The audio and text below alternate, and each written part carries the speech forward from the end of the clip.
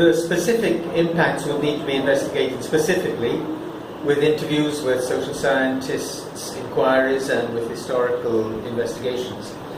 There is a parallel for this with the American treatment of Japanese Americans after the Japanese attack on Pearl Harbor in 1941, after which the United States entered the war.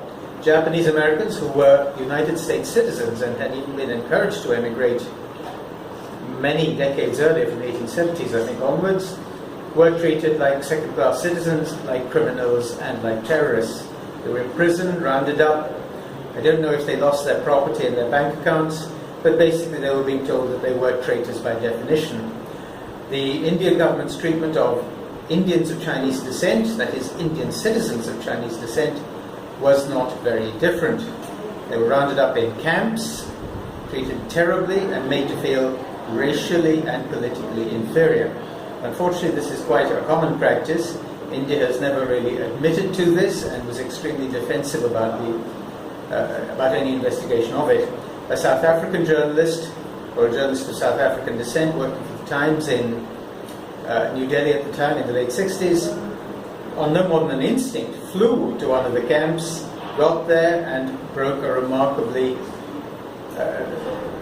powerful story about the Indian government's treatment, imprisoning young children and families without any charges and for indefinite periods.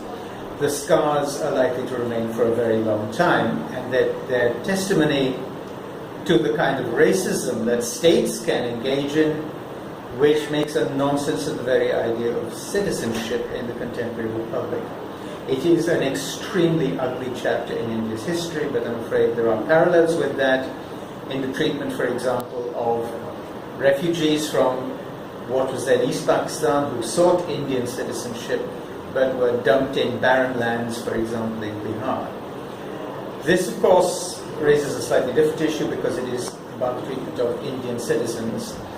India is not a signatory to documents like the European Convention on Human Rights, and it's not clear it could be, but certainly in Western Europe, the treatment of citizens would be banned both by domestic law and by, or this treatment of citizens would be banned by domestic law and by the European Convention on Human Rights, which is not quite a supranational document, but is treated as such. The European Union has a Charter of Fundamental Rights which would override domestic law on such matters. But India clearly overrode any sense of the entitlement of Indian citizens, irrespective of their ethnicity or cultural descent, and therefore this was an act of state racism.